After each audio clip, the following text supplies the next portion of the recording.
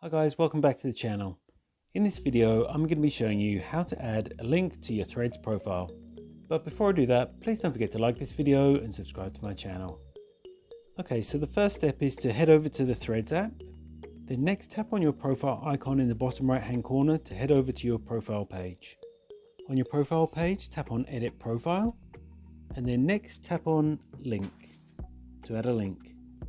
And here you can add in any link that you'd like. Here I'm just going to paste in my YouTube link, and then once you've pasted in the link, you tap on the tick icon in the top right hand corner, and then once you head back over to your profile, you'll see there'll be a link that appears just like it does on this profile here. So they've got a link to their link tree, and that's what it takes to add a link to your Threads profile. If you found this video helpful, I'd love it if you like this video and subscribe to my channel.